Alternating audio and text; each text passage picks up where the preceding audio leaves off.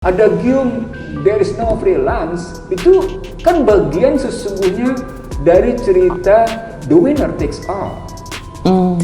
Jadi tidak ada makan gratis itu dalam kerangka politiknya, dalam kerangka ekonominya, pemenang akan ambil seluruhnya. Jadi ketika Joko Widodo misalnya bagi-bagi kursi posisinya termasuk terhadap itu sebenarnya karena the winner takes all.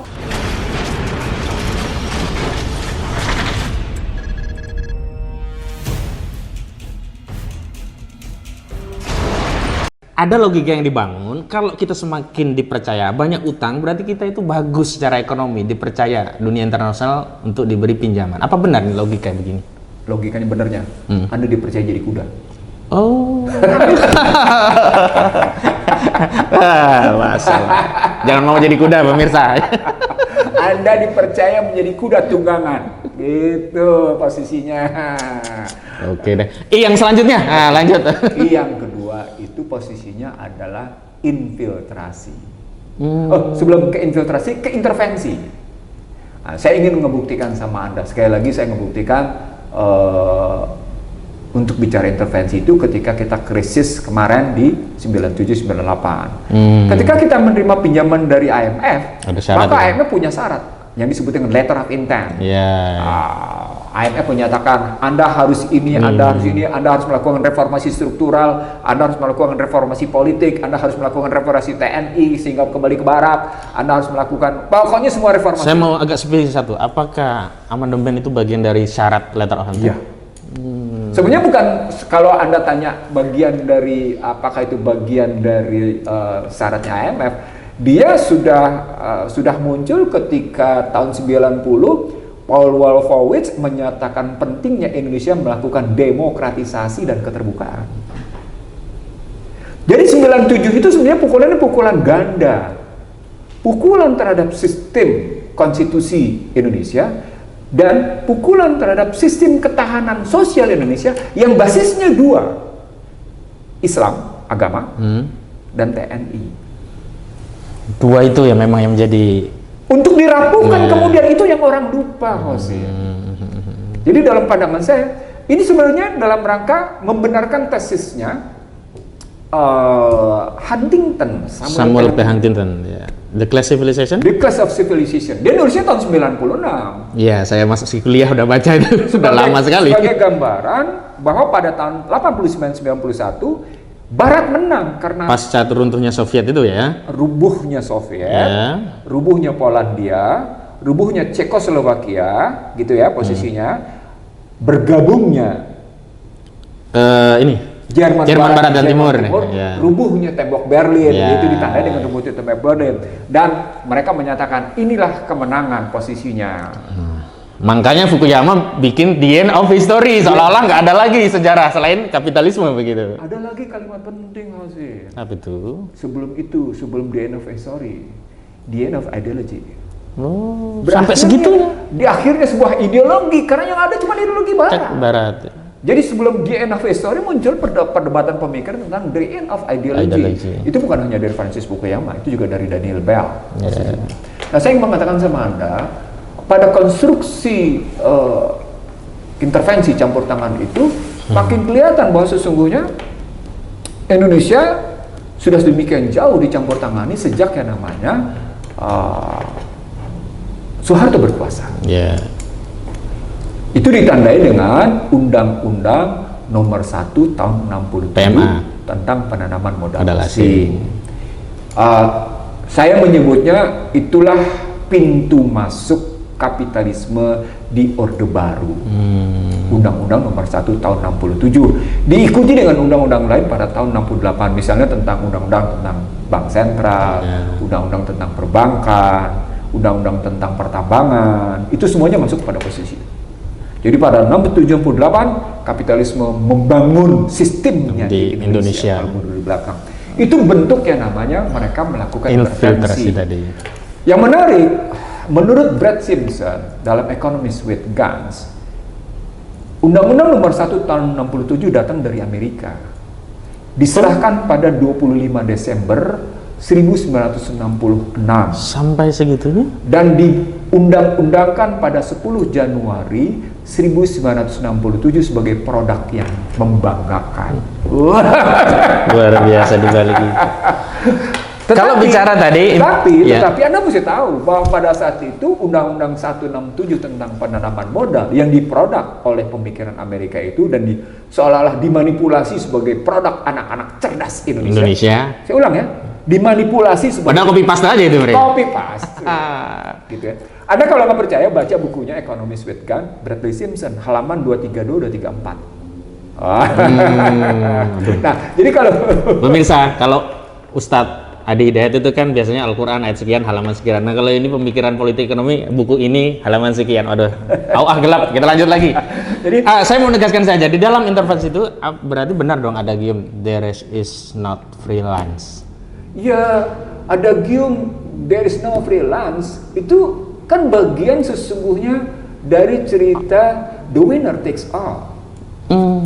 Jadi tidak ada makan gratis itu dalam kerangka politiknya, dalam kerangka ekonominya, pemenang akan ambil seluruhnya. Jadi ketika Joko Widodo misalnya bagi-bagi kursi posisinya, termasuk terhadap itu sebenarnya karena the winner takes all. Termasuk Amerika ketika menguasai peradaban dunia, dia mengambil semuanya. Terbukti ketika Irak dia pukul habis, peradaban sisa-sisa peradaban Islam pun dia hajar habis. Bukan cuma sekedar minyaknya yang dia ambil. Peradaban Islam Irak sebagai negeri 1001 malam karena sisa Islam itu di dalam bahasa lain jejak kejayaan Islam dihapus. Itu sejarah. Masya Allah. Jadi ketika Anda masuk ke dalam posisi no freelance, jangan langsung ngambil no freelance karena kata kuncinya adalah gitu lah. Posisi ini survival of the fittest basisnya diaplikasikan lebih lanjut pada posisi the winner. Aplikasi berikutnya Anda nggak bisa makan gratis, makan siang gratis, nggak bisa. Mustahil. Anda mesti kerja. Atau bahasa lain Anda nggak bisa langsung jadi komisaris. Anda harus itu yang kemudian ketika Anda masuk pada there is no freelance itu aplikasinya pada gender loh. Sampai segitu. Waduh, aplikasinya pada gender. Sampai segitunya. Jadi kalau karena Anda memotong dengan model begitu, jadi ya itulah bagian dari bentuk intervensi. Intervensinya bukan sekedar pada intervensi kebijakan, tapi intervensi nilai. Kita sudah berpikir dengan nilai-nilai barat, bukan berpikir dengan nilai-nilai kita sendiri. Anda sudah sesungguhnya robot begitu kita? Anda sudah menanggalkan identitas, semangat, nilai dan kejuangan kata pembukaan Undang-Undang Dasar 45 beralih ke dalam model berpikir deregulasi, debirokratisasi yang berpihak kepada yang saya sebut sekarang ultra neoliberal. Ultra? Iya, saya nggak lebut lagi neoliberal, ini ultra. Dulu liberal, ada neo, sekarang ultra. Neoliberal. Apa perbedaan ultra itu? Kalau dalam posisi neoliberal itu sebuah negara G7 sebagai konsorsium kapitalisme, konsorsium imperialisme. Yang tepat itu sebenarnya. Bukan gerakan negara maju, bukan ya? Iya bukan, tapi konsorsium imperialisme itu dia akan mendayagunakan perusahaannya untuk masuk ke negara lain dengan pendekatan ke government di neoliberal agar government melakukan 3. Pertama, disiplin anggaran yang pada hakikatnya adalah dilarang belanja, saya ulang ya, dilarang belanja untuk modal. Jadi tidak ada belanja modal. APBN itu dikurangi seminimal mungkin untuk belanja modal.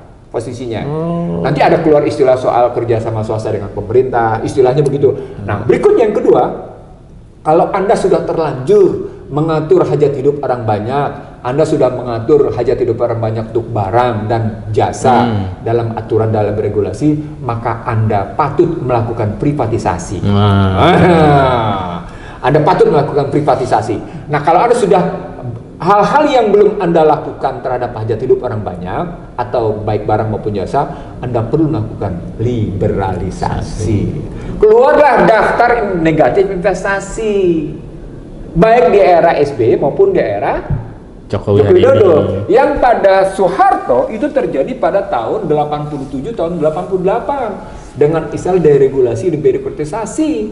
Saat itu yang diregulasi oleh Soeharto adalah bagaimana pelayanan bea cukai diserahkan kepada SGS. Nah itu Anda bayangin nggak? Itu public services yang kemudian diswastanisasi. Kemudian perbankan dikeluarkan dengan faktor 88. Gitu posisinya. Itu neoliberal. Kenapa? Karena memang neoliberal muncul di era 80-an di bawah Thatcher dan sekarang ultra. Ultra dia naik. Statusnya bukan lagi government business to the government business. Business to business, bahkan business to people. Indikatornya, Anda pakai Android. Jadi mengabaikan negara langsung masuk. Nggak ada urusan. Google nggak ada urusan. Alphabet nggak ada urusan dengan negara, dia langsung masuk. Langsung masuk. Facebook nggak ada urusan dengan negara, masuk langsung dia. Itu artinya business to people langsung. Itu ultra. Sudah. Anda dipaksa untuk menggunakan Android, gitu posisinya, melulu hanya sebagai operator. Kalau operator saya terjemahkan dalam bahasa lain apa coba? Apa itu kira-kira? Slaver. Budak, tidak lain tidak bisa tuh, nggak bisa. Tadi kuda, sekarang budak ya? Budak. Itu yang saya sebut juga sebagai modern slavery system. Jadi modern slavery system itu bukan hanya pada hutang, Hosea. Bukan hanya pada investasi, bukan hanya pada perdagangan bebas, tapi sudah masuk dalam kerangka teknologi. Itulah masuk ke dalam vaksin. Tuh, yang heboh kemarin. Ini. Gitu loh posisinya. Baik, kita lanjut. Tadi sudah ada invasi, intervensi, yang I selanjutnya. Infiltrasi. Penyusupan. Penyusupannya bisa pakai orang dari luar dia masukin, atau kemudian orang yang sudah ada di sana, dia kader sedemikian rupa, lalu kemudian dia pakai untuk ditempatkan dalam posisi tertentu. Artinya dia mencari antek untuk tujuan mereka. Benar sekali kalimatnya. Dia didik, dia kader, lalu kemudian dia promosikan untuk punya jabatan tertentu. Itu penyusupan. Orang ini sesungguhnya memang dikemas sedemikian rupa seakan punya prestasi yang amat sangat hebat gitu ya, dipromosikan sampai kayak gitu. Lalu kemudian dia dipromosikan habis-habisan karena sudah ada invasi dan intervensi, maka untuk melakukan infiltrasi gampang sekali. Ahmad Hosinuddin, kami sudah mengkadernya, maka karena Anda seperti itu, pakai Ahmad Hosinuddin untuk menjadi menteri ini, untuk menjadi ini. Itu bagian dari yang namanya infiltrasi. Setelah itu dia melayani kebijakan mereka. Bukan untuk rakyat kita lagi. Iya. Masya Allah. Itu infiltrasi.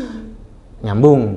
Kenapa hari ini justru kebijakan banyak ditentang rakyat, tapi pro kapitalis. Cuma yang menjadi masalah begini, Bang. Misalkan contoh kemarin kan baru saja disahkan undang-undang Omnibus Law tentang cipta kerja. Itu kan banyak kalangan itu pro dunia usaha tapi kontra. Tapi faktanya usaha juga nggak berkembang. Apa yang menjadi soal? Kalau pakai analisisnya Bank Dunia pada September 2019, itu kata kuncinya soal kredibilitas. Apapun sarana disiapkan, kalau nggak dipercaya kredibilitasnya tetap gagal juga. Gitu. Yang kedua, lack of certainty. Jadi yang pertama adalah lack of credibility, yang kedua adalah lack of certainty.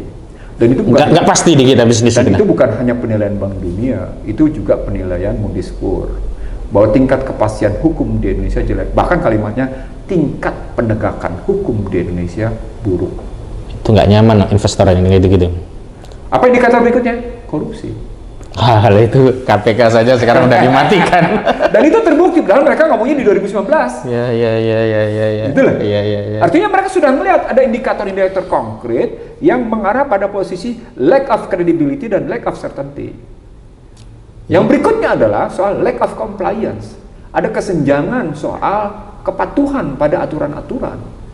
Nah, dalam kerangka itu dimudahkan lewat yang namanya omnibus. Tapi omnibus tetap berhadapan dengan persoalan tadi, kredibilitas dan kepastian hukum. Jadi artinya ketika Anda bikin kepastian, mereka nggak mau. Ini nggak jelas nih kemana larinya. Compliance itu kan misalnya, kalau bisa dilihat kalau dalam aplikasi fiskal, buruknya serapan anggaran. Itu yang paling sederhana? Paling sederhana. Orang ketakutan, ngapain juga orang ini kepentingan jadi begini kok. Atau ada lagi yang namanya compliance yang jelek adalah posisi. Di satu sisi Anda tidak boleh mudik, tapi boleh pulang kampung. Bang Ihsan, tidak boleh minum kopi, tapi silahkan nikmati hidangan yang ada. Saya tidak melarang minum kopi, silahkan nikmati dulu. Bismillahirrahmanirrahim. Pemirsa, kopi dulu. Nah, pada saat yang sama Anda tidak boleh pulang kampung, Anda boleh wisata. Indikator-indikator itu sederhana gitu dilihatnya. Gampang sekali ngelihatnya. Kerumunan apa namanya di Petamburan di Masalahan, kerumunan di NTT nggak ada masalah. Nggak masalah. Gitu loh. Itu contoh sederhana Contoh, lain. ya. Contohnya. Atau kita ngelihat misalnya kalau ada pernikahan yang akan memberi makna positif, silakan saya hadir. Jadi saksinya begitu ya. Kan dan Pak Jokowi mohon maaf ya, itu bukan menceritakan Pak Jokowi, tapi menurut saya itu kayaknya Pak Jokowi deh yang jadi saksi. Lanjut Pak. ya, saya nggak nyebut, tapi saya ingin mengatakan fenomena sosialnya Jangan disebut ya pemirsa, menurut saya itu Pak Jokowi ya. Jadi menurut saya begini, ada fenomena-fenomena sosial politik yang justru mengindikasikan atau memberi, kalau pakai bahasanya Karl Mannheim gitu ya, dari posisi manifestasi gitu ya, gitu ya, dari posisi laten menjadi posisi manifestasi. Jadi sesuatu sudah termanifestasi hari ini, bukan bahaya laten lagi, bukan ya? Sudah termanifestasi. Apakah itu disadari oleh pemerintah hari ini? Saya kira disadari, tapi karena problematiknya ada problematik leadership style gitu ya, posisi gaya kepemimpinan, jadi begini. Mereka menikmati kondisi itu. Saya kira kalau melihat pada gerakan buzzer gitu ya, gerakan buzzer seperti itu, mereka menikmati posisi itu. Kalau Anda lihat bagaimana cara-cara mereka bertahan atas argumen-argumen yang dibangun, misalnya komisaris diambil secara sembarangan dan karena itu butuh pelatihan, itu mereka akan bertahan artinya. Sederhana sekali dong kalau begitu. Anda perlu tahu, Hosin, posisinya. Ya. Saya tidak bangga, Hosin. Astagfirullah, la haula wala quwata illa billah, gitu ya. Ketika saya anggota dewan misalnya, atau ketika saya menjadi staf ahli menteri misalnya gitu ya, saya berani mengatakan begini, kalau kita merekrut orang, minimal kita punya 3 indikator. 1. Bahasa Inggrisnya, General Personal Index, indeks pribadi secara umum. Hasil pendidikannya apa? Sarjana hukum. Ya. Sekolahnya di mana? Prestasinya apa? Gitu melihatnya. Ini parameter umum dulu lah ya. Iya, parameter umum. Sekolahnya apa? Dan itu objektif kan, bisa ketahuan. Ya, posisinya. Sekolahnya apa, pendidikannya apa, prestasi. Karyanya apa saja. Iya. Gitu. Dilihat posisinya, usianya berapa, posisinya gitu. Lalu diambil. Selama dia menjadi sarjana hukum, dia sebenarnya fokus di sarjana hukum bidang apa? Perdata, pidana, hubungan internasional, ekonomi, perburuhan, ketenagakerjaan, atau keperdataan di bidang pertanahan, atau misalnya tentang perpajakan, itu kan bisa diambil di situ. Apakah itu dalam rangka untuk menempatkan the right man on the right place? Saya tidak bicara the right man lagi on the right, bukan orang yang baik pada tempat yang baik, bukan sekedar itu gitu loh posisinya. Tapi memang expertnya sesuai expertnya gitu. Kalimatnya bukan lagi the right man posisinya. Apa itu? Tapi memang posisinya kompetensinya lebih tinggi. Iya. Jadi layak maka dia di situ gitu ya. Sesuai dengan Anda masuk ke dalam sebuah pertarungan perang ICT war. Dia nggak tahu bahan perangnya. Ya, Anda nggak punya kompetensi untuk itu, gimana ceritanya? Dibodohin orang terus dong. Padahal komponen kompetensi itu ada 3. 1. Anda bicara skill. Kemampuannya dulu. Kemampuannya. Ya. Anda bicara pengetahuannya. Dan Anda bicara tentang attitude-nya, moralnya, perilakunya. Integritas kalau itu. Itu diukur posisinya secara benar kalau kita bicara kompetensi. Jadi bukan sekedar the right man. Ada persoalan kebutuhan kompetensi di tempat. Tapi karena kita menggunakan prinsip the winner takes all secara sembarangan, serampangan, ugal-ugalan, gitu ya. Bahkan kalau istilah saya bukan itu. Karena kita menggunakan secara vulgar. Tesa, I am the law.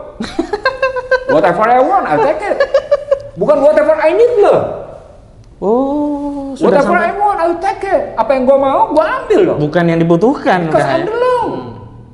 Gua adalah hukum. That is aplikasi dari the winner takes all.